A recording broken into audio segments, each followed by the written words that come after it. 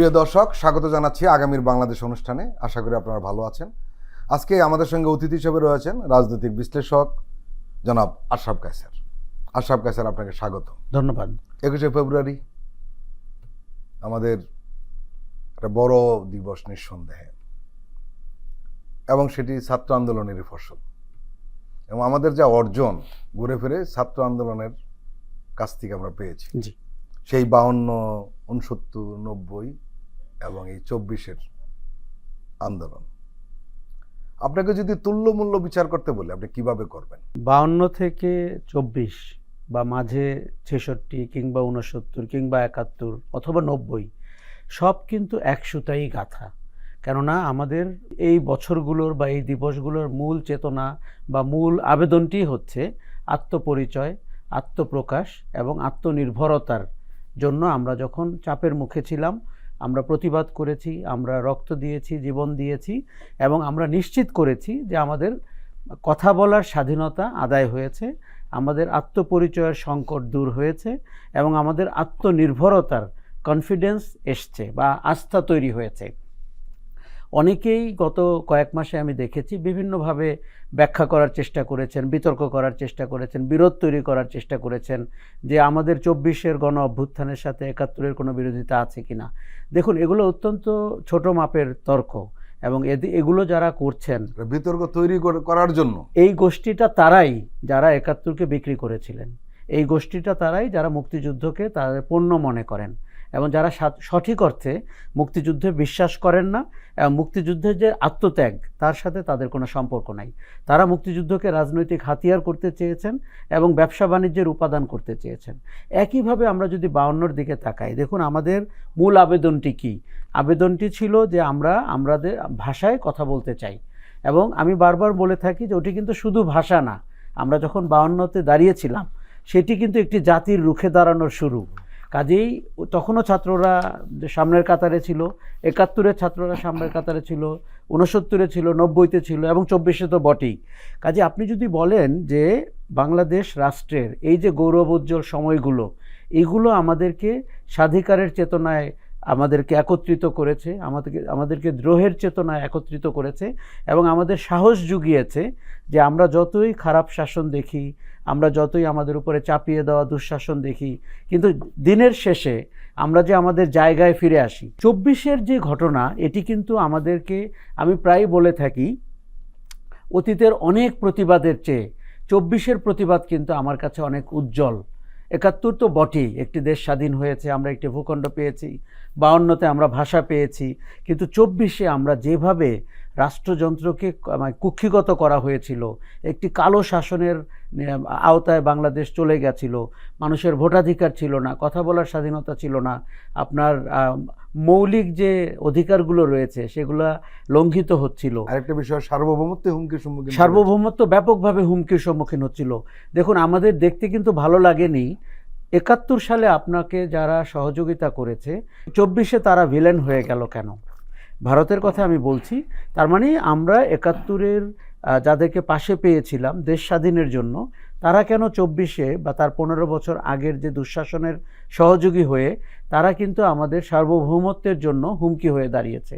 কাজেই 24-এর অর্জন আমার কাছে অনেক বড়, কেননা রাষ্ট্রযন্ত্রের বিরুদ্ধে ছাত্র জনতা দাঁড়িয়েছে, শ্রমিকরা দাঁড়িয়েছে, এবং আপনি সার্বভৌমত্ব রক্ষার একটি সংগ্রাম হিসাবে বাংলাদেশ রাষ্ট্রের মালিকানা জনগণের হাতে আপাতত আমাদের কাছে মনে হয়েছে ফেরত এসেছে। এই জায়গাতে আমার মনে হয় 52 থেকে 71 কিংবা 24-এর মূল সুর একই। আরেকটা বিষয় আপনি নিশ্চয়ই লক্ষ্য করেছেন, উপমহাদেশে তো বটেই, বাইরের তুলনায় আমাদের দেশের ছাত্ররা কিন্তু শেষ পর্যন্ত অন্যায়কে বা অপশাসনকে মানে নেই। আমার প্রশ্ন হলো, এই জায়গাটা, এই যে একটা ভূখণ্ড যেখানে কোটি কোটি মানুষ গিজ করছে, এদের এই মনস্তাত্ত্বিক দিকটা কিন্তু অন্য যে কোনো জায়গার চেয়ে একেবারে আলাদা। আপনি কি বলবেন? আমি একদমই আপনার সাথে একমত, এবং গত 15 বছরে যখন ন্যারেটিভটি বাজারজাত করা হচ্ছিল যে উন্নয়নকে বেছে নিয়ে মানুষ নাকি তার গণতান্ত্রিক অধিকারকে পেছনে ফেলে দিবে, মানুষ নাকি তার মৌলিক অধিকার নিয়ে উন্নয়নের গণতন্ত্রকে বাহবা দিবেন, তখন আমি প্রায় বলতাম যে এটি ফার ইস্টে কোথায় হয়েছে, ইস্ট এশিয়াতে কোথায় হয়েছে, এগুলোর তুলনা করে বাংলাদেশ রাষ্ট্রের সাথে হবে না। দক্ষিণ এশিয়া আপনার সেটি শুধুমাত্র ছাত্ররা না, কিন্তু জনগণের ভেতরে আমরা এই চেতনাটি দেখি যে তারা তাদের অধিকার নিয়ে মানে সোচ্চার হতে চায়, তাদের কথা বলার স্বাধীনতা চায় এবং তার ভোটাধিকারের স্বাধীনতা চায় এবং সে রাজনীতি ঘনিষ্ঠ। এই জায়গাগুলোতে কিন্তু দক্ষিণ এশিয়ার একটা ইউনিক বৈশিষ্ট্য হয়েছে এবং প্রতিবার আপনি দেখবেন যে ছাত্ররা অগ্রণী ভূমিকা পালন করে। কেন করে? কারণ বাকি যাদেরকে আমরা দেখি তারা কিছু অর্থবিত্তের মালিক হয়ে যায়, তারা জীবন দিতে চায় না, তারা জনগণের অধিকার থেকে অনেক দূরে চলে যায়, তাদের স্টাবলিশমেন্টের সাথে সম্পর্ক তৈরি হয়ে যায় এবং তারা নীতিগতভাবে অনেকটা ভীরু এবং কাপুরুষ হয়ে যান। আর অপরাজনীতি তো আছেই, কেননা যে যখন সরকারে গিয়েছেন অতীতে তাকে আমরা অপরাজনীতি করতে দেখেছি, টিকে থাকার রাজনীতি করতে দেখেছি, মানুষের অধিকার থেকে দূরে চলে যেতে দেখেছি। বিগত 15 বছরে তো সেটা ভয়ঙ্করভাবে হয়েছিল। এবার আমাদের শঙ্কা ছিল যে আমাদের কি একটু অর্থনৈতিক অবস্থা ভালো হয়েছে এবং আমাদের ছেলেমেয়েরা গ্যাজেট নির্ভর হয়ে গেছেন, তারা কি সামনের কাতারে আসবেন, অধিকারের জন্য জীবন দিবেন, তারা কি সোচ্চার হবেন? কিন্তু আমরা যে ভুলটি বুঝেছিলাম, আমরা ভেবেছিলাম যে তারা হয়তো, আমরা মজা করে বলতাম যে ফার্মের মুরগি, বাটার বেবি, এগুলো শব্দগুলো বাজারে ছিল, রাজনীতি বিমুখ। এটি কিন্তু যারা ক্ষমতায় ছিলেন তারা বেশ প্রচার করে তাদের বাহবা কোরানোর চেষ্টা করেছিলেন যে ছাত্ররা তাদের উন্নয়নের রাজনীতি নিয়েছে এবং অধিকারের রাজনীতিকে পেছনে ফেলেছে। কিন্তু আমরা যেটি দেখতে পেতাম যে ওই নতুন নতুন মাধ্যম সামাজিক যোগাযোগ মাধ্যমে যখন আপনি কান পাতবেন, আপনি দেখবেন মিমস হতো, কার্টুন হতো, কমেন্টস হতো, পোস্ট হতো, তার মানে তারা কিন্তু সোচ্চার ছিলেন। কিন্তু ক্যাম্পাসগুলোতে যেটি ঘটেছিল বা রাষ্ট্রে যেটি ঘটেছিল যে আপনার স্বৈরাচারী শক্তির যে অঙ্গ সংগঠনগুলো তারা এমনভাবে আপনার অধিকারকে দমন করেছিল, এমন দমন পীড়নের ভেতরে আমাদের রাষ্ট্রকে নিয়ে গিয়েছিল, তখন আপনি তাদেরকে দানা বেঁধে উঠতে দেখেননি। কিন্তু 24শে জুলাই আগস্টে আমরা এসে দেখলাম সর্বশেষভাবে কি ভয়ঙ্করভাবে দানা বেঁধে উঠল এবং তারা তাদের অধিকারের ব্যাপারে সচেতন হলো। শুধুমাত্র সমসাময়িক সিচুয়েশন না, কিন্তু তারা অতীতের অনেক রাজনৈতিক অপরাধকেও বিবেচনা করছে এবং ক্ষমতার অপব্যবহারকেও বিবেচনা করছে। অপরাজনীতি যেন দেশ থেকে দূরীভূত হয় সেই জায়গাটিতে তারা সোচ্চার হয়েছে। আমরা যেই জায়গায় সংস্কারের কথা বলছি সেই সংস্কারটি কিন্তু একটি ভালো নির্বাচনের জন্য, সেই সংস্কারটি কিন্তু আপনার আমার অধিকার নিশ্চিত করার জন্য। কাজে আমি বলবো যে আমি আরেকবার বুক ভরে গর্ব অনুভব করি বাংলাদেশের তরুণদের জন্য, ছাত্রদের জন্য, যারা আমাদেরকে আমাদের অধিকারের জায়গায় আবার ফিরিয়ে এনেছে। এখন এটি আগামীতে আমরা বলতে পারবো, ভবিষ্যৎ বলতে পারবে আমরা এই সুবর্ণ সুযোগ ব্যবহার করতে পারলাম কিনা। অনেকেই বলছেন এই যে ছাত্র জনতা অভ্যুত্থান ঘটল এবং ছাত্ররা নেতৃত্ব দিলেন, এর প্রভাব কিন্তু দীর্ঘদিন আমাদের দেশের রাজনীতি বলুন, অর্থনীতি বলুন বা সামাজিক সংস্কৃতি, প্রত্যেকটা সেক্টরে এক ধরনের প্রভাব বলয় থেকে যাবে। যারা নেতৃত্ব দিয়েছেন, যাদেরকে আপনি সামনের কাতারে জীবন দিতে দেখেছেন, যাদেরকে আপনি পিঠে ব্যাগ নিয়ে আন্দোলনে নামতে দেখেছেন এবং ক্লাসরুমে ফিরতে দেখেছেন, এবং যাদেরকে আমরা বলে থাকি যোদ্ধা, আহত যোদ্ধা, এদের বয়স প্রায় 25-এর নিচে। এখন তারা হয়তো আগামীতে আরও 50 বছর বেঁচে থাকবেন। দেখুন, তাদের জীবনকালে তারা তাদের 24-এর গণ অভ্যুত্থানকে তাদের জীবনের শ্রেষ্ঠ সময় বলে নিশ্চিতভাবে বর্ণনা করবেন এবং এই শ্রেষ্ঠ সময়ের হিস্সা তারা কিন্তু বুঝে নিতে চাইবেন, সেটি রাজনীতিতে, অর্থনীতিতে, পেশায় এবং আর যা কিছু আমাদের জীবনে ঘটে। এবং দেখুন, তারা কিন্তু আমাদেরকে পথ দেখিয়েছে যে আপনার রাজনীতিটি কেমন হতে হবে। কারণ আমরা একটা ক্ষমতা কেন্দ্রিক, শাসন কেন্দ্রিক এবং জনতা কেন্দ্রিক না এমন রাজনীতির ডিরেকশনে চলে গেছিলাম। তারা কিন্তু আপনাকে বলেছে যে আপনাকে মানুষ কেন্দ্রিক রাজনীতিতে আসতে হবে এবং আপনি যদি বিশ্বের মূল সুরটি ধরতে পারেন, সেখানেও কিন্তু এখন বলা হচ্ছে যে মানুষ প্রথম, তার বাইরে আপনার হাতে আর কোনো প্রায়োরিটি নাই। কাজেই আমরা 24-এর অভ্যুত্থানের এই যুবক ছাত্র তরুণদেরকে দেখেছি, তারা জনতা কেন্দ্রিক রাজনৈতিক সুরের কথা বলছে। তারা কিন্তু সংস্কার করে প্রশাসনকে মানুষের পক্ষের প্রশাসন হিসাবে দেখতে চাচ্ছে এবং তারা আপনার নির্বাচনকে দেখতে চাচ্ছে মুক্ত এবং স্বাধীন। কাজেই আপনি যদি দেখেন যে আগামী 50 বছরে কেউ যদি এর বাইরে গিয়ে কোনো শর্টকাট খোঁজার চেষ্টা করেন এবং অপশক্তির মতো করে ব্যবহার করেন অথবা নতুন অপশক্তি হয়ে বাজারে আসার চেষ্টা করেন, তাদের ভবিষ্যৎ কিন্তু খুব ভালো হবে না। কেননা আজকে আপনি জুলাই অগাস্টে দেখেছেন তারা কিভাবে দানা বেঁধে উঠতে পারে, দেশের মানুষ কি করে তাদের সাথে জড়ো হতে পারেন এবং কি ভয়ঙ্কর সময় থেকে আমরা বেরিয়ে আসতে পারি। আগামীতেও কিন্তু আপনি আরও বড় প্রতিবাদও হয়তো দেখবেন যদি কোনো বড় আশঙ্কার দিকে আমরা যাই এবং বড় কোনো অপব্যবহারের দিকে আমরা যাই। তরুণদের মানসিকতা যে পাল্টে গিয়েছে আমরা লক্ষ্য করলাম উপদেষ্টা মাহফুজ আলমের একটা স্ট্যাটাস থেকে, যেটা আমরা অতীতে কোনো রাজনৈতিক দলের নেতার ভেতরে দেখিনি। এবং আপনি নিশ্চয়ই দেখেছেন যে পতিত সরকার তাদের সাঙ্গপাঙ্গর যারা রয়েছে, সহযোগী যারা রয়েছে, অনুতাপ নেই। উপদেষ্টা মাহফুজ আলমের একটা বক্তব্য নিয়ে বেশ বিতর্ক হচ্ছিল। উনি একটা স্ট্যাটাস দিয়েছিলেন কদিন আগে, তৌহিদি জনতার শব্দ ব্যবহার করেছেন।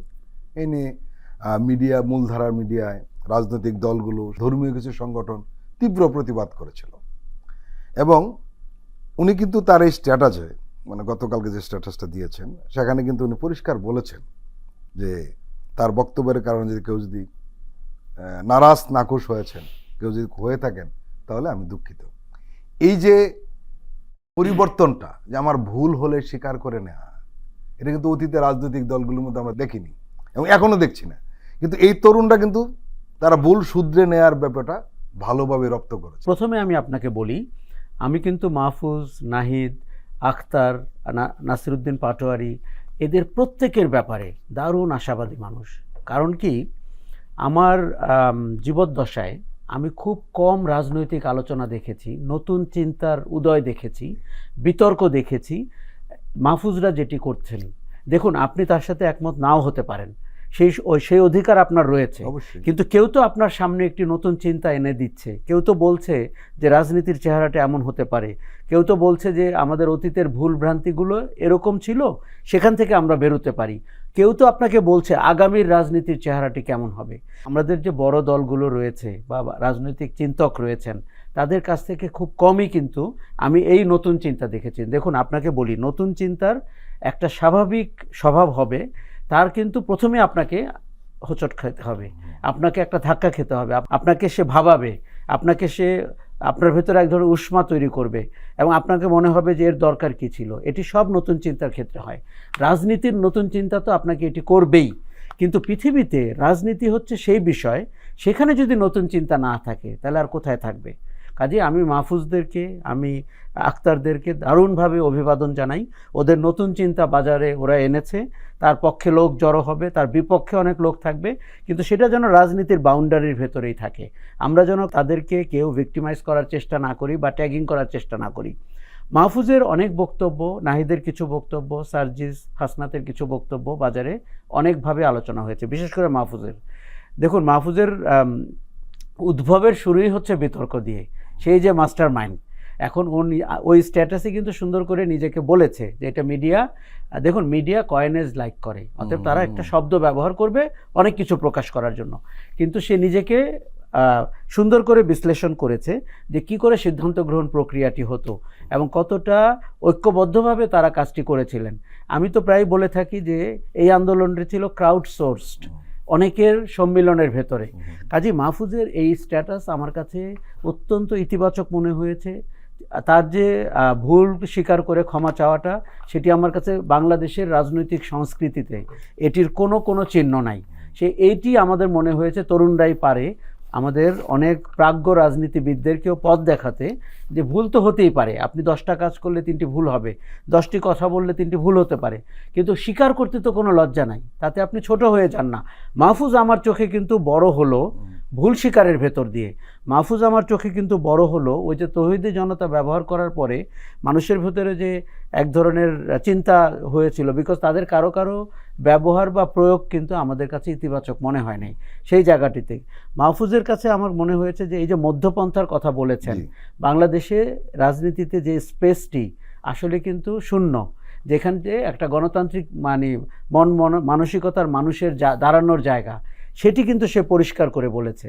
এবং আমি খুব আশাবাদী যে তারা যে রাজনৈতিক দল করবে, তাদের যে ছাত্র সংগঠন হবে, আগামীতে আমরা যে নির্বাচন দেখতে পাবো, বাংলাদেশের মানুষ আমার ধারণা আমাদের ইতিহাসের সেরা নির্বাচনটি উপভোগ করতে যাচ্ছে আগামীতে।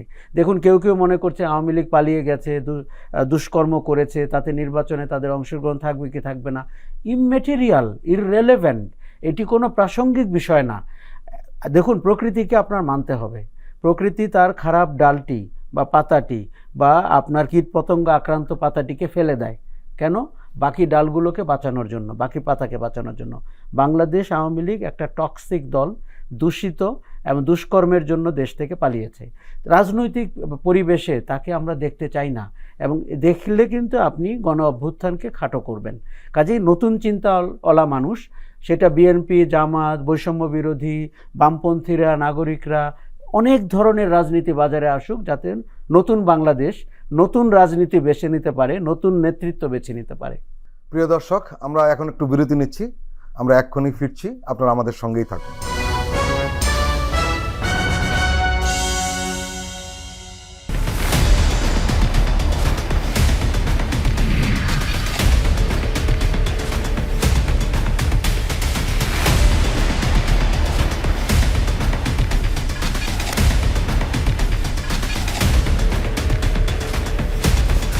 নিপীড়নের স্মৃতি, প্রযোজনা মোহাম্মদ হাসান রিয়াদ ও গোলাম মোর্শেদ।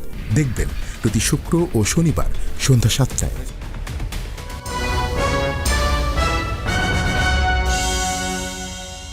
আবারও স্বাগত আগামীর বাংলাদেশ অনুষ্ঠানে। আজকে আমাদের সঙ্গে আলোচনায় রয়েছেন রাজনৈতিক বিশ্লেষক আশরাফ কায়সার। আপনি নিশ্চয়ই লক্ষ্য করেছেন যে এই তরুণরা সোশ্যাল মিডিয়াতে যে ধরনের স্ট্যাটাস দিচ্ছে, যে ধরনের বক্তব্য দিচ্ছে, প্রচলিত রাজনৈতিক দলের নেতারা বা তাদের ছাত্র সংগঠন যেভাবে দিচ্ছে কোনো মিল নেই, স্পষ্ট বোঝা যায় কার ডেপথ কেমন। আরেকটি দিক হলো যে রাজনৈতিক দলগুলো নেতারা যে ভাষায়, আমরা যেটাকে বলি মেঠো বক্তৃতা, সেই বক্তৃতা আসলে তরুণরা নিতে পারছে না। এদের বক্তৃতা মানে নতুন কোনো কিছু বার্তা নেই, নতুন কোনো শব্দ নেই, নতুন কোনো উদ্দেশ্য নেই, সেই পুরনো টাইপের এই বক্তব্য। এই যে মনোজগতের পরিবর্তন, এবং আপনি এটাও জানেন এই তরুণদের সাথে কোনো কোনো রাজনৈতিক দলের লোকেরা টেলিভিশনের টক শোতে যেতে আগ্রহী হয় না। এরা একটা উদাহরণ দিয়ে থাকে যারা বেয়াদবি করে, আসলে বিষয়টা সেরকম না, পেরে ওঠে না। দেখুন, নতুন কথা বলা মানুষকে আপনার কখনো বেয়াদব মনে হতে পারে। তাদের বয়স কম, তাদের ওভারওয়েলমড হয়, এবং তারা যে ঘটনাটি ঘটিয়ে ফেলেছে এটিতে তাদের মধ্যে এক ধরনের চাঞ্চল্য এবং উত্তেজনা রয়েছে। একটা হিরোইজম তো তৈরি হয়, হিরোইজম তো হবে, এবং এটা খুব স্বাভাবিক। আমি তো তাদেরকে নায়ক মনে করি। এবং অতীতে যারা দুষ্কর্ম করেছিলেন এবং যারা অপশাসন করেছিলেন, সেটি ৭২ থেকে ৭৫ হোক কিংবা গত ১৫ বছরের শাসন হোক। আমরা নায়ক বললেন তো এখানে একটা যোগ করি আশরাফ ভাই, সেটি হলো আপনি দেখবেন আমাদের দেশের রাজনৈতিক দলগুলোর লিডাররা জাতীয় নেতা হিসেবে ২-১ জনের নাম রয়েছে, কিন্তু এরা কিন্তু এখন ন্যাশনাল ফিগার। গ্রামে গঞ্জে কোনায় কাঞ্চায় সবাই এদেরকে নাম জানে, চেনে একেবারেই। কেননা এক ব্যক্তি কেন্দ্রিক যে রাজনীতি এবং তাকে পূজা করার যে রাজনীতি, তরুণরা সেটিকে চ্যালেঞ্জ করছে। পরিবারতন্ত্রের যে রাজনীতি, তরুণরা সেটিকে চ্যালেঞ্জ করছে। জবাবদিহিতা না থাকার যে রাজনীতি, তরুণরা সেটিকে চ্যালেঞ্জ করছে। আরও একটা বড় জিনিস চ্যালেঞ্জ করছে, বাজারের প্রচলিত রাজনীতিবিদরা রাজনীতি জ্ঞান শূন্য। এটি তারা কেন শঙ্কিত? কারণ তারা জানে তারা রাজনীতির লোক না, তারা রাজনীতিতে জড়ো হয়েছে কেউ কেউ, সবাই না, ব্যবসা করার জন্য, মন্ত্রী হওয়ার জন্য, দুর্নীতি করার জন্য, অপশাসন করার জন্য। দেখুন, বাংলাদেশে সময় হয়েছে এদেরকে বিদায় করে দেওয়ার। এবং আমি প্রায় বলে থাকি, গত ১৫ বছরে অনেক মানুষ নিজেদেরকে সাংবাদিক বলতেন। আমার চোখে তারা কোনো সাংবাদিক ছিলেন না, তারা সাংবাদিকতার আবরণে অপরাধ করেছেন, এখন বোঝা যাচ্ছে। তেমনি রাজনীতিবিদদের অনেকেই যারা গ্রামগঞ্জে, উপজেলা, জেলা পর্যায়ে রাজনীতি, তারা সন্ত্রাসী, তারা অপকর্মকারী, তারা সংখ্যালঘুর জমি দখলকারী, অনেক কিছু, কিন্তু রাজনীতিবিদ না। তাদেরকে বড় দলগুলো রাজনীতিবিদ বানিয়ে তার একটা সাংগঠনিক ভিত্তি দাঁড় করিয়েছে, এবং বাংলাদেশের মানুষকে সহ্য করতে হয়েছে এগুলোকে রাজনীতি বলে মেনে নিতে। সময় হয়েছে অপরাজনীতিকে বিদায় করার, সময় হয়েছে ইতিবাচক রাজনীতির কথা বলার, সময় হয়েছে চোখের দিকে তাকিয়ে সত্যি প্রশ্নটি করার, সাহসী প্রশ্নটি করার এবং তার উত্তর খুঁজে বের করার। দেখুন, আমাদের রাজনৈতিক জীবনে অনেক মহিরুহ দাঁড় করিয়েছি আমরা। সময় হয়েছে তাদের সঠিক চেহারাটি প্রকাশ করার, তাদের সিদ্ধান্ত গ্রহণ প্রক্রিয়াটি কত খারাপ ছিল, তারা কতভাবে বাংলাদেশ রাষ্ট্রকে বিকশিত হতে দেয়নি, রাজনীতিকে বিকশিত হতে দেয়নি। তরুণরা ওই আগল ভাঙতে চাচ্ছে, তারা মুক্ত প্রান্তে দাঁড়াতে চাচ্ছে, নতুন রাজনীতির বয়ান দিতে চাচ্ছে, এবং তাতে করে তাদের কাছে যদি মানুষ জড়ো হয়, ঘন হয়ে বসে, সেটাই কিন্তু আমরা দেখতে চাই। আপনি বলছিলেন গ্রামগঞ্জে তারা আলোচিত নাম, এই মুহূর্তে বাংলাদেশে তাদেরকে নিয়ে মাতম হচ্ছে। আপনি যদি সামাজিক যোগাযোগ মাধ্যমে দেখেন, এদের কারো কারো পোস্ট ঘণ্টাখানেকের মধ্যে কয়েক লক্ষ ছাড়িয়ে যাচ্ছে। কোনো বড় রাজনীতিবিদকে আমরা সামাজিক যোগাযোগ মাধ্যম ইউজ করতে দেখছি না, ভাষা পরিভাষা বুঝতে দেখছি না, তাদের মধ্যে অত মানুষের কোনো চাঞ্চল্য দেখতে পাচ্ছি না। এরা তো সেটি ব্যবহার করছেন। এরা যখন গ্রামগঞ্জে যাচ্ছেন তাদের পেছনে মানুষ ছুটছে, কেননা তারা নতুন কথা বলছেন। তারা আগামীতে এই কথার ধারাবাহিকতা রাখতে পারবে কি পারবে না সেটা আগামী বলে দিবে, কিন্তু আজ তো পারছে। তাদের মধ্যে 10 জনকে আপনি নেতৃত্বে দেখতে পাচ্ছেন। বাংলাদেশের ইতিহাসে কোনো দিন কোনো রাজনৈতিক দল আমাদেরকে 10 জন নেতা উপহার দেয়নি। কাজেই তারা সমস্ত ধরনের প্রথাগত চিন্তা, প্রথাগত কাঠামো ভেঙে রাজনীতিটি করতে চাচ্ছেন। যেই কারণে রাজনীতিবিদরা প্রচলিত ধারার যারা এই পুরনো জঞ্জাল ফেলে যাওয়া কাঠামো ধরে রাখতে চাচ্ছেন তারা শঙ্কিত, তারা ভীত। তারা এদেরকে কখনো বেয়াদব বলবেন, কেউ কিশোর গ্যাং বলবেন, ইত্যাদি ইত্যাদি বলবেন। আমার খুব ভালো লাগছে এরা কিন্তু এতে দমে যাচ্ছেন না। তারা তাদের কাজ চালিয়ে যেতে চাচ্ছেন। সময় বলে দিবে, ইতিহাস বলে দিবে কে সঠিক ছিল কে বেঠিক ছিল। এটি খুব নিশ্চিত আমি, বাংলাদেশের জীবনে যদি সত্যি কোনো সংস্কার দরকার হয় সেটা রাজনীতির সংস্কার, এবং সেই সংস্কারের কাজটি কিন্তু সবচেয়ে কঠিন। কেননা আপনি অনেক মানুষের কমফোর্ট জোনে আঘাত করতে যাচ্ছেন। তাদের কারো কারো 3 দশক বা 3 জেনারেশন ধরে এই জিনিস পুঁজি করে অপশাসন করার ইতিহাস রয়েছে। রাজনৈতিক দলের কোনো রাজনীতি নাই, কিন্তু তিনি আপনাকে বলছেন এটিই তার রাজনীতি। এটি কিন্তু চলবে না। এটি দেখুন, পৃথিবীর সবচেয়ে সফিস্টিকেটেড সাবজেক্টের নাম রাজনীতি, এবং আমি রাজনীতি বিজ্ঞান পড়েছি প্রায় 5 বছর বিশ্ববিদ্যালয়ে। আমরা তো সেই রাজনীতি দেখতে চাই যেখান থেকে দার্শনিকের জন্ম হবে। এবং আপনি জানেন নিশ্চয় যে ইউরোপ আমেরিকাতে সবচেয়ে মেধাবীরা এই পলিটিক্সে আসে। নিশ্চিতভাবেই। আর আমাদের এখানে কিন্তু উল্টো। আমাদের এখানে কালো চেহারার মানুষ রাজনীতিতে আসে, গুন্ডা পান্ডারা রাজনীতিতে আসে, জমি দখলকারী রাজনীতিতে আসে, এবং হত্যাকারীরা রাজনীতিতে আসে। এবং আমরা মেনে নিয়েছিলাম যে এরাই রাজনীতিবিদ, এরাই জনপ্রতিনিধি, এরাই সংসদ সদস্য, এরা এমপি, এরা মন্ত্রী কিংবা প্রধানমন্ত্রী। সর্বশেষ আমরা দেখতে পেলাম যে একজন প্রধানমন্ত্রী, আপনি এখন প্রতিদিন তার সম্পর্কে যেসব তথ্য বেরোচ্ছে, বিশেষ করে বিনা বিচারে হত্যা এবং অন্যান্য ঘটনা, আমার তো লোমহর্ষক মনে হচ্ছে। এর প্রতিবেদন তো সব করে দিয়েছে জাতিসংঘের প্রতিবেদনের পরে। যারা ওই শাসন নিয়ে কোনো মাত্র সমর্থনে কোনো কথা বলবেন, আপনি তাদেরকে ধরে নেবেন অপরাধী। এবং যাদের, আমি অনেক লোককে এখন চিনি, তাদের অতীতের বেশ কিছু পোস্ট তারা ডিলিট করছেন জাতিসংঘের প্রতিবেদনের পরে। তাদের মনে হয়েছে এটি তো ইউনিশ সরকার না, এটি তো বৈষম্য বিরোধী না। জাতিসংঘ 6 মাস সময় নিয়েছে এবং সমস্ত সোর্সের সাথে কথা বলেছে, এবং ভয়াবহ বিভীষিকাময় শাসনকাল চিত্রায়ন করেছে। আমরা যে প্রসঙ্গটা বলছিলাম, যারা ছাত্ররা রয়েছে, ইন্টারন্যাশনাল পলিটিক্সটা কিন্তু মাথায় রাখে, শুধু দেশীয় পলিটিক্স নয়। এবং আপনি নিশ্চয়ই লক্ষ্য করেছেন, ইতিমধ্যে একটি আন্তর্জাতিক সংবাদ সংস্থা একটা প্রতিবেদন তৈরি করেছে। এই ছাত্ররা দেখতে চাচ্ছে যে এরদোগানের মতো লোকেরা কীভাবে তো জনপ্রিয় হয়, কেজরিওয়ালের কী ধরনের রাজনীতি করতেন যে এত জনপ্রিয় হলো। আরেকটা জিনিস এই ছাত্রদের মাথায় রয়েছে, সেটা হলো মানে সেবামুখী রাজনীতি করা। একজন ছাত্রনেতা যাদের কথা আমরা বলছি, তাকে আমি জিজ্ঞেস করেছিলাম তুমি কি করো। সে আমাকে বলেছে আমি চিন্তা করি। আমার জীবনে এত সুন্দর উত্তর আমি কখনো পাইনি, এবং আমি অনেক শ্রদ্ধা করি। আমার চেয়ে অর্ধেকেরও কম বয়স। কেউ যখন বলে আমি চিন্তা করি, আমি তার পাশে দাঁড়াতে চাই, আমি তার নতুন চিন্তা শুনতে চাই, তাতে করে আমি যতই আনকমফোর্টেবল হই না কেন। দেখুন, এই ছাত্ররা কিন্তু জেনে গেছে বা আমরা বুঝে গেছি, বাংলাদেশের এক্সপোর্টেবল আইটেম এখন বিপ্লব, গণ অভ্যুত্থান। মানুষ জানতে চাচ্ছে আমরা কি করে এই ঘটনাটি ঘটালাম। রাষ্ট্রের অর্গানগুলোর বিরুদ্ধে শুধুমাত্র গণহত্যাকারী হাসিনা বা আওয়ামী লীগ না, কিন্তু আপনার সেনাবাহিনী, পুলিশ, সিভিল অ্যাডমিনিস্ট্রেশন, বিচার বিভাগ, সব র্যাব, এদের বিরুদ্ধে গিয়ে কি করে নিরস্ত্র মানুষ এবং বয়স 25-এর নিচে ছাত্ররা আন্দোলনে নেতৃত্ব দিয়ে এরকম একটি শাসনকে আমরা বিদায় করতে পারলাম। আপনি যদি দেখেন যে আজকে নিশ্চয়ই অক্সফোর্ড, কেমব্রিজের মতো বিশ্ববিদ্যালয়ে রাজনীতির পাঠ অথবা বিপ্লবের পাঠ হিসাবে অথবা গণ অভ্যুত্থানের পাঠ হিসাবে বাংলাদেশ কেস স্টাডি হওয়া উচিত হবে। কেননা এটি কি করে ঘটলো এবং কি করে লক্ষ লক্ষ মানুষ জড়ো হয়ে দেশ থেকে হাসিনাকে ঝেঁটিয়ে বিদায় করে দিল, এবং কি করে গত 6 মাস আমরা দেশটি চালাচ্ছি। এটি বলতে গিয়ে মনে হচ্ছে যে ছাত্ররা বুঝেছে যে বিশ্বের অন্যান্য দেশে যেখানেই মুক্তিকামী মানুষ আছে, যেখানেই অন্যায় শাসন আছে, যেখানেই আপনার স্বৈরাচারী শাসন আছে, তারা কিন্তু আমাদের দ্বারা ইন্সপায়ার্ড।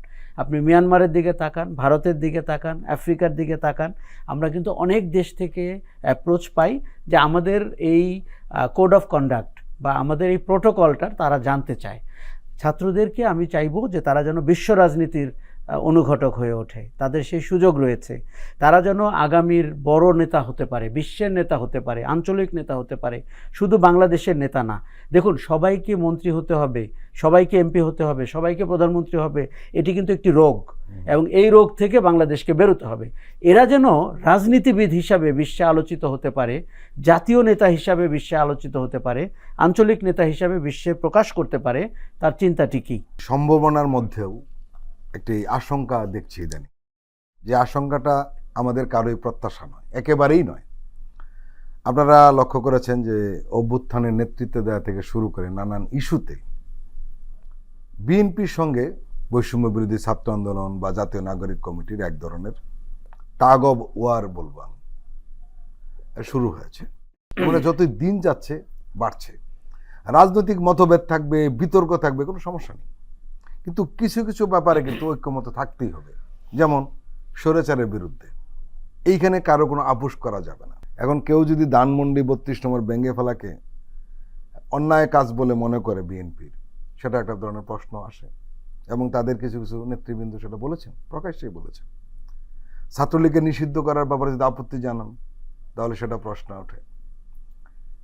এবং ঠিক আছে, রাজনৈতিক একটা স্ট্যান্ড নিয়েছেন, কিন্তু যখন এটা সংঘর্ষের দিকে পৌঁছে, তখন কিন্তু আমরা একটু আতঙ্কে থাকি। এইটা একটা সংকট তৈরি করে কি কারণে, যে দুই পক্ষের মধ্যে কিছু বিষয় তো রয়েছেই, মৌলিক বিষয় রয়েছেই, যে ঐক্যমত্য পৌঁছতেই হবে। তা না হলে হবে কি, এই গণঅভ্যুত্থানটাই রীতিমতো ঝুঁকির মুখে পড়বে। এটি একদম ঠিক, এবং এই পুরো ঘটনাগুলোই আত্মঘাতী। দেখুন, স্বৈরাচার পালিয়ে গেছে, স্বৈরাচার চাচ্ছে আপনি আর আমি বিতর্ক করি, শুধু তাই না, মারামারি করি এবং হত্যাকাণ্ডের মতো ঘটনা ঘটুক। ভারত চাচ্ছে তাদের যে ন্যারেটিভ তারা 5ই আগস্ট থেকে বিশ্বকে বোঝাতে চেয়েছে যে বাংলাদেশ জঙ্গিরা দখল করেছে, ইসলামিস্টরা দখল করেছে, সেটি বাস্তবায়ন হোক। তার বিপরীতে দাঁড়িয়ে আমরা বিচ্ছিন্ন কয়েকটি গোষ্ঠী একসাথে হয়ে 99% জনগণের সমর্থন নিয়ে গত সরকারটিকে হটিয়েছি। এখন কিন্তু আপনাকে একটি গণ্ডির ভিতরে থেকে কর্মকাণ্ড করতে হবে। দেখুন, প্রথম কথা, ঐক্যবদ্ধ থাকতে হবে যাতে করে স্বৈরাচার কিংবা প্রতিবেশী দেশের কোনো দূরভিসন্ধি বাস্তবায়ন না হয়। দ্বিতীয় কথা হচ্ছে যে গণ অভ্যুত্থানের ফসল জনগণের কাছে পৌঁছে দেওয়া আপনার দায়িত্ব। তারা যদি এই ফসল না পায়, এই বেনিফিট না পায়, এবং তাদের জীবন মানে যদি তার ছোঁয়া না পায়, এটি আপনার আমার ব্যর্থতা, ছাত্রদের ব্যর্থতা, রাজনৈতিক দলগুলোর ব্যর্থতা। এটি হতে দেওয়া যাবে না। তৃতীয় হচ্ছে, আপনি যে ভিন্ন মতের রাজনীতি করবেন এটি খুবই স্বাভাবিক। আমি অন্তত 4টি কিংবা 5টি নির্বাচনী গ্রুপ দেখতে চাই যাদের ভেতরে আমার বেছে নেওয়ার সুযোগ থাকবে কে আমার যোগ্য দল। কিন্তু সেটি করতে গিয়ে আপনি যদি আগের পলিটিক্স করেন, আমি যখন একজন অছাত্রকে রামদাহাতে আপনাকে বিশ্ববিদ্যালয়ে পেটাতে দেখি, আমার লজ্জায় মাথা হেট হয়ে গেছে। পুরনো চিত্র, এই পুরনো চিত্র, সেই ছাত্রলীগের চিত্র, যুবলীগের চিত্র, আওয়ামী লীগের। এই দলকে দায়িত্ব নিতে হবে, তাকে বহিষ্কার করতে হবে, শাস্তি দিতে হবে, এবং আগামীতে বলতে হবে এই ধরনের কোনো দৃশ্য যেন আমরা দেখতে না পাই। কাজেই পরিস্থিতিগুলোকে নিয়ন্ত্রণের ভেতরে রাখতে হবে আপনার রাজনৈতিক দাবি দাওয়া আদায়ের ভেতর দিয়ে। ছাত্র সংগঠনগুলো ক্যাম্পাসে যেন ছাত্রদের দাবি দাওয়া নিয়ে কাজ করে। দেখুন, এই লেজুর বৃত্তির রাজনীতি বাংলাদেশকে কোনো ভালো ফল দেয়নি, ওই দলকেও দেয়নি। এই যে আওয়ামী লীগ যখন পালিয়ে গেল, এই যে প্রতাপশালী ছাত্রলীগ যারা সব হল দখল করে রেখেছিল, সব বিশ্ববিদ্যালয়, তারা কি দাঁড়াতে পেরেছে? 2 সেকেন্ডও দাঁড়াতে পারেনি। তার মানে আপনি কি প্রমাণ পেলেন? এই যে সাংবাদিকদের যে তাবেদারদের দল, তারা কি ওই দলের পক্ষে 2 দিন কথা বলতে পেরেছে? একসাথে তারাও পালিয়েছে। তার মানে এরকম শাসন আপনাকে কোনোভাবেই সাস্টেনেবলের জার্নিতে নিয়ে যায় না। যেটি সাস্টেনেবল সেটি হচ্ছে আপনার ছাত্র সংগঠন থাকবে, সে ক্যাম্পাস নিয়ে কথা বলবে, এবং সে একটা গণ্ডির ভেতরে রাজনীতি করবে, মূল দলের রাজনীতি করবে, সংসদের মতো চলবে। আমরা যেন আবার এই নিয়ম শৃঙ্খলার ভেতরে ফেরত আসি। দেখুন, ওই চেহারাটি কিন্তু রাজনীতি না। সংস্কারের বিষয়ে সবাই আসলে একমত, কিন্তু আমরা দেখি নির্বাচনকে এগিয়ে নিয়ে আসার জন্য অনেকের প্রবণতা রয়েছে। যে যতই ব্যাখ্যা দিক না কেন, যেটা একটি চলমান প্রক্রিয়া, গণতান্ত্রিক সরকার নির্বাচিত হয়ে সংস্কার করবে, আসলে কেউ এই বিষয়ে একরত্তি আস্থা রাখে না। আরেকটি বিষয় কিন্তু বড় ধরনের এসে গেছে, সেটি হলো স্থানীয় নির্বাচন। একটা জরিপে দেখা গেছে 66% মানে প্রায় 70% লোক চায় যে এই সরকারের অধীনে স্থানীয় সরকার নির্বাচনটা হোক, কিন্তু কোনো কোনো রাজনৈতিক দল এটারও প্রচণ্ড বিরোধী। আমার কথা হলো যে রাজনৈতিক দলগুলো কি দলের জন্য রাজনীতি করবে না দেশের জন্য করবে? এই প্রশ্নটির আগে মীমাংসা হতে হবে। দেখুন, দলগুলোর কিন্তু নিজস্ব অবজেক্টিভ আছে এবং সেটি একে অন্যের সাথে যে ভিন্ন এটা আমরা টের পাচ্ছি। বিএনপিকে আমরা মনে করছি, বিএনপির যেটি প্রবণতা যে কোনোভাবে নির্বাচনটি হয়ে গেলে বিএনপি যেহেতু মনে করছে যে তারা বিজয়ী হবে, সরকার গঠন করবে, এর কাজে বিএনপির ভেতরে ওরকম একটি সুর রয়েছে। বাকিদের অনেককে আমরা বুঝতে পারছি যারা দ্বিতীয়, তৃতীয় কিংবা চতুর্থ দল হবে, তারা সংস্কারের উপরে জোর দিচ্ছেন। এখন দেখেন, তো অন্তর্বর্তী সরকারের শক্তি সামর্থ্য এবং তাদের কর্মস্পৃহা সেটি ডিসেম্বর, জানুয়ারি কিংবা জুন পর্যন্ত যাবে কি না, এটি একটি বিবেচনা। কারণ আমরা দেখতে পাচ্ছি যে পতিত স্বৈরাচারী সরকার বা ভারত আপনাকে অনেকভাবে কিন্তু ডিস্টার্ব করার চেষ্টা করছে। কাজেই নির্বাচনটি একটি সুষ্ঠু সময়ে হোক, ভালোভাবে হোক, এটি আমরা চাই। কিন্তু আপনি যেটি বলছিলেন যে সংস্কারের ব্যাপারে আমাদের যে আস্থার সংকট তৈরি হয়েছে সেটি কিন্তু প্রকাশ্য। এই সরকার যা যা করতে পারবে সেটিকে আমরা মোটের উপরে ধরে নিলাম হলো, এরপরে কিন্তু অনিশ্চয়তা রয়েছে, আস্থার সংকট রয়েছে। বড় দলগুলোকে নিশ্চিত করতে হবে কোনো কোনো জায়গায় যে সময় বেশি লাগলেও তারা সংস্কারের ব্যাপারে চুক্তিবদ্ধ, তারা কমিটেড এবং মানুষকে প্রতিশ্রুতি দিয়েছেন, এখান থেকে তারা বেরোবেন না। এরকম জায়গায় যদি আমরা না যাই তাহলে কিন্তু নির্বাচনটিকে পিছিয়ে সংস্কার শেষ করে নির্বাচন দেওয়ার বিষয় রয়েছে। কিন্তু নির্বাচন যদি আমরা আগাতে চাই তাহলে অন্তর্বর্তী সরকার যা সংস্কার করবে তার সাথে দলগুলো কি করবে এই কমিটমেন্টে আমাদের আসতে হবে। আরেকটা জিনিস যেটি চিন্তার সেটি হচ্ছে রাজনীতির সংস্কার হচ্ছে না। এই যে আপনি রামদাহাতে অছাত্রকে দেখলেন, মূল জায়গায় এসেছেন। আমি মনে করি যে আমার মূল চিন্তা কিন্তু রাজনৈতিক সংস্কার। রাজনীতি আরো নির্দিষ্ট করে বলা যায় রাজনৈতিক দলগুলোর সংস্কার। রাজনীতি সব কিছুর নিয়ামক। রাজনীতি ঠিক করে দিবে রামদাহাতে কেউ ঘুরবে না, রাজনীতি ঠিক করে দিবে প্রশাসন দলীয় হবে না, রাজনীতি ঠিক করে দিবে পুলিশ বিনা বিচারে আপনাকে হত্যা করবে না। সেই রাজনীতিটা কোথায়? সেই দলীয় রাজনীতিটা কোথায়? সেটির ব্যাপারে কিন্তু দলগুলো মুখ খুলছেন না। তারা অন্যকে দৃষ্টিতে আনছেন। তাদের দলের ভেতরের ওই কমিটমেন্ট, ওই দার্শনিক ভিত্তি। দেখুন, আমরা র্যাব বিলুপ্তির ব্যাপারে কথা শুনছি, জাতিসংঘও বলেছেন, কিন্তু আমরা বলছি যে কয়েকটা বিষয়ে এক প্ল্যাটফর্মে দাঁড়াই। এখন এবার বলি আপনাকে, স্থানীয় সরকারের নির্বাচন, জাতীয় নির্বাচন। এখন বিএনপি বা অন্য দলগুলোর ধারণা, ছাত্ররা যেহেতু সময় লাগবে দল করতে, তারা যদি ক্যাম্পাস থেকে অথবা ইউনিয়ন থেকে, উপজেলা থেকে উঠতে শুরু করেন, তারা একটা রাজনৈতিক ভিত্তি তৈরি করে ফেলবেন জাতীয় নির্বাচনের আগে। এই কারণে আমার ধারণা প্রচলিত অনেক দল স্থানীয় সরকার নির্বাচনকে পেছাতে চাচ্ছেন অথবা জাতীয় নির্বাচনের পরে করতে চাচ্ছেন। এখন সবাইকে এক টেবিলে বসে সিদ্ধান্ত নিতে হবে যে কাউকে বেনিফিট দেওয়ার জন্য না, রাষ্ট্রকে বেনিফিট দেওয়ার জন্য, দেশকে বেনিফিট দেওয়ার জন্য এই কর্মসূচিগুলো বা তারিখ দিন ঠিক করতে হবে।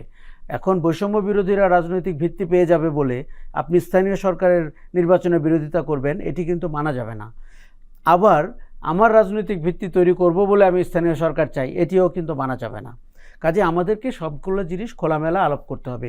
বিতর্ক কিন্তু থাকবেই, একটি দল স্থানীয় সরকার পরে চাইতেই পারে, কিন্তু যুক্তিসঙ্গতভাবে চাইতে হবে। আপনি যে কথাটি বলছিলেন যে দেশের স্বার্থে কোনটি জরুরি, এই প্রশ্নে কিন্তু দলগুলোকে তার কাঠামো থেকে বেরিয়ে আসতে হবে। এবং সেই ক্ষেত্রে আপনি নির্বাচনটি দেশের স্বার্থে কখন জরুরি, স্থানীয় সরকার নির্বাচন আগে নাকি জাতীয় নির্বাচন আগে, এটির মানদণ্ড হবে বাংলাদেশ রাষ্ট্রের বা বাংলাদেশের জনগণের আকাঙ্ক্ষার প্রতিফলন হবে কোনটিতে। প্রফেসর ইউনূস কিন্তু ভালো দাবার চাল চেলেছেন। ওনার নেতৃত্বে গত কদিনের দুটো ঘটনা কিন্তু বড় ধরনের ঘটনা। একটি ঘটনা হলো এই জাতিসংঘের প্রতিবেদন। উনি কিন্তু আহ্বান জানিয়েছিলেন জাতিসংঘকে যে আপনারা এসে তদন্ত করুন, এবং সেই রিপোর্টটি দুটো কাজ, একটি কাজের কথা আপনি অলরেডি উল্লেখ করেছেন যে যারা এই আওয়ামী লীগকে পুনর্বাসন করতে চায় তারা আর করতে পারবে না এই রিপোর্টের কারণে। একই সঙ্গে যেটা বলা হয়েছে, সব জায়গায় বলা হচ্ছে যে আওয়ামী লীগের রাজনীতির শেষ পেরেকটি কিন্তু মেরে দিয়েছে এই কমিশন। আরেকটি বিষয় যেটা আলোচিত হচ্ছে, সম্ভবত প্রফেসর ইউনূস এই প্রথম রাজনৈতিক দলগুলোকেও একটা ব্যাঘাতে ফেলে দিয়েছেন। জাতীয় ঐকমত্য কমিশনের যে মিটিং হয়েছে, সেই মিটিংয়ে উনি কিন্তু সংস্কারের ব্যাপারে যে কৌশল অবলম্বন করেছেন, সেখান থেকে রাজনৈতিক দলগুলো বেরিয়ে আসা কঠিন। কীরকম? উনি বলেছে আপনারা কোনটা চান কোনটা চান না আমরা সব ওয়েবসাইটে দিয়ে দিব, সাধারণ মানুষ সিদ্ধান্ত নেবে এবং পরিষ্কার থাকবে।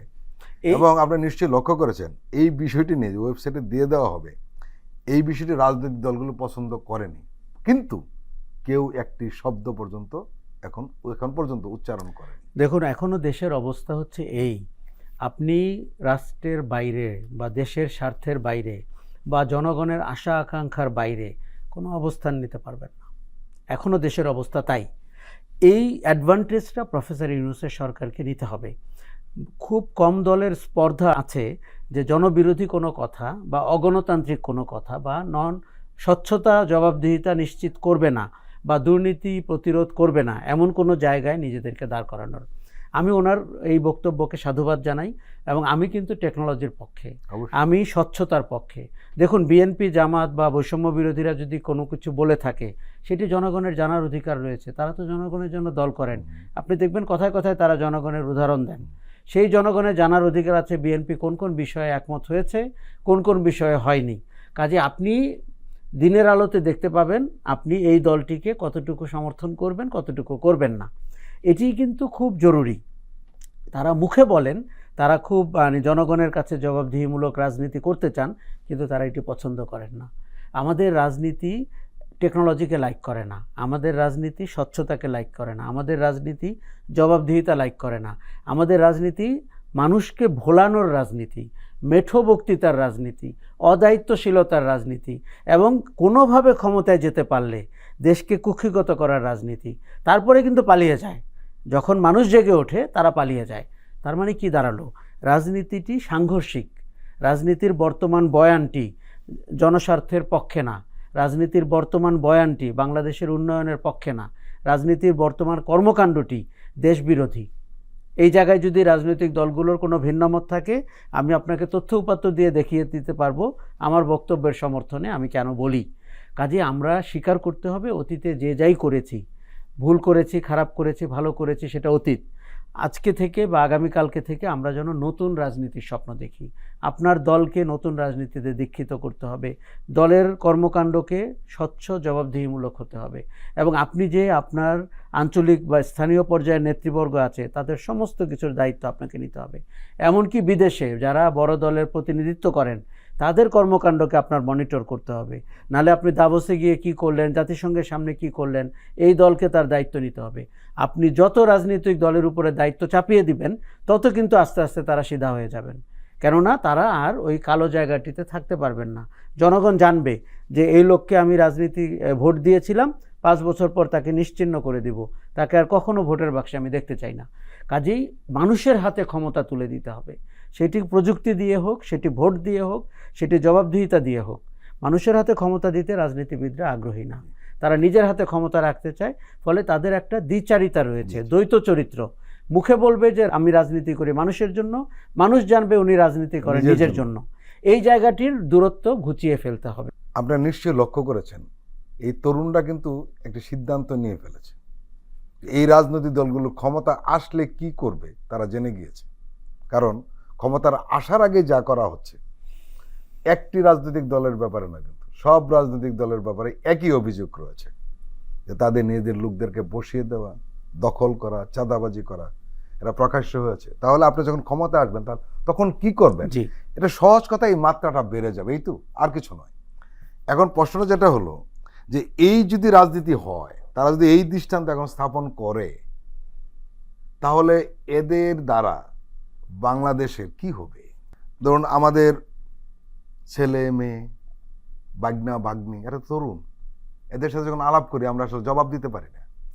দেখুন, খুবই আশঙ্কার। গত 6 মাসে আমরা যারা এখন রাজনীতির বৃত্তে রয়েছেন তাদের মূল আলোচনাটি হচ্ছে তাদের লোকদেরকে কোথায় বসাতে পারেন, সেটি একাডেমিক প্রতিষ্ঠান হোক, সেটি প্রশাসনে হোক, সেটি পুলিশে হোক এবং সরকারি অন্যান্য কার্যক্রমে দলের লোককে কোথাও বসানো যায়। প্রধান উপদেষ্টার সঙ্গে রাজনৈতিক দলগুলো যখন মিটিং করেন, এর একটা অন্যতম আলোচনা থাকে যে তার লোকদের কোন জায়গায় বসানো হবে।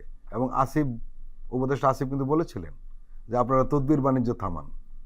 এটি আমাদের রাজনীতির অত্যন্ত পুরনো রোগ, কেননা আমাদের ওই কলুষিত রাজনীতি, আপনাকে শিখিয়েছে যে আপনাকে তদবির বাণিজ্য করে বেঁচে থাকতে হবে। রাজনীতিবিদ বেঁচে থাকবেন নায়কের মতো, তিনি অনুকরণীয় হবেন, তিনি আইডল হবেন, তিনি রোল মডেল হবেন। তাকে তো আমরা সচিবালয়ে তদবির করতে দেখতে চাই না, তাকে তো কাবিখার গম খেয়ে বেঁচে থাকতে দেখতে চাই না, তাকে তো জনগণের উপরে চাপিয়ে দেওয়া ট্যাক্স থেকে ট্যাক্স ফ্রি গাড়ি উপভোগ করে আমরা দেখতে চাই না। আপনি এরকম করে প্রফিট সেন্টার হিসাবে রাজনীতি যেন না থাকে, সেটি থেকে ডালপালা কেটে দেন। 90% মানুষ আর কোনো দিন রাজনীতিতে থাকতে চাবে না, সংসদ সদস্য হতে চাবে না। আমরা সেই রাজনীতি দেখতে চাই যেখানে একমাত্র যার দার্শনিক ভিত্তি রয়েছে, যার সুযোগ্য নেতৃত্ব রয়েছে, সে যেন রাজনীতিবিদ হয়। রাজনীতিবিদদের এখন ওইটা যদি আমি করতে চাই, সবগুলো দলের 90% মানুষকে আপনি দেখতে পাবেন দলের আশেপাশে নাই, কিন্তু তারা কাবিখা করে, তারা তদবির বাণিজ্য করে বেঁচে আছেন। গত 6 মাসেও আমরা তাই দেখেছি। বাংলাদেশ এই রাজনীতি চায় না, এই দলগুলোর এই ব্যবহার চায় না, রাজনীতিবিদদের এই আচরণ চায় না। এই মেসেজ তো 5ই আগস্টে তারা দিয়েছে, জুলাই অভ্যুত্থানে দিয়েছে, কিন্তু তারা পুরনো কাঠামো আঁকড়ে বেঁচে থাকতে চাচ্ছেন। তারা এখনও প্রধান উপদেষ্টার সাথে দেখা করতে চান গোপনে, অন্য দলের সামনে কথা বলতে চান না, কেননা প্রকাশ্য হয়ে যাবে বলে। কিন্তু বাংলাদেশ বলে দিয়েছে যে আপনি একটি স্বচ্ছ রাজনীতি করেন, আপনি যা বলতে চান প্রকাশ্যে বলেন, আপনার পক্ষে মানুষ দাঁড়ালে আপনি বিজয়ী, আপনার পক্ষে মানুষ না দাঁড়ালে আপনি বিদায় হয়ে যান। কিন্তু তারা, আচ্ছা আরেকটা জিনিস বলি, বয়স কত হবে একজন রাজনীতিবিদের? উনি কি সারা জীবন রাজনীতি করবেন? একটা নির্দিষ্ট বয়সেও তো তার অবসরের সময় হতে পারে। এইসব আলোচনা রাজনীতিবিদরা মনে করেন যে বিরাজনীতিকরণের আলোচনা, আসলে কিন্তু না। কেননা আমরা চাই না রাজনীতিবিদরা এইভাবে অধপতিত হন, তাদেরকে পালিয়ে যেতে হয়। এটি তো একটি দেশের জন্য অত্যন্ত লজ্জার, অসম্মানের। কাজেই তার আগে এমন কিছু নিয়মকানুন করা দরকার, সংস্কার করা দরকার, যাতে করে তারা সম্মানের সাথে বিদায় নিতে পারেন এবং তাদেরকে যেন আমরা বিদায়ের পরেও দেখা সাক্ষাৎ করতে পারি এবং সম্মান করতে পারি। বর্তমান অবস্থা কিন্তু তা না। এখন এই রাজনীতির চেহারা আপনাকে বদলাতে হবে। এই সংস্কারের আলোচনায় কেউ কমফোর্টেবল না। এই সংস্কারের আলোচনাটিকে তারা বলেন আমরা নিজেরা করব। আপনি নিজে কখনো নিজের সংস্কার করতে পারবেন না। এটি বাইরের থেকে মতামত নিয়ে আপনার কাছে অপছন্দের হবে, আপনাকে অত্যন্ত আনকমফোর্টেবল করবে এবং আপনাকে ভাবাবে যে আমার ঘরে লোক ঢুকে গেল আমাকে পরিবর্তন করার জন্য। কিন্তু এটিই বাস্তবতা।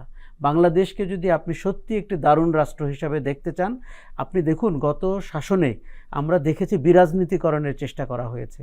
আমাদের ছেলেমেয়েরা যেন রাজনীতি বিমুখ হয় তার সব ব্যবস্থা করা হয়েছে। আমি জুলাই আগস্টের পর থেকে দেখছি এই যে তরুণরা, ছাত্ররা, তারা রাজনীতির প্রতি আকৃষ্ট হয়েছে, তারা রাজনীতিকেই মূল ভাবনা হিসাবে বেছে নিয়েছেন।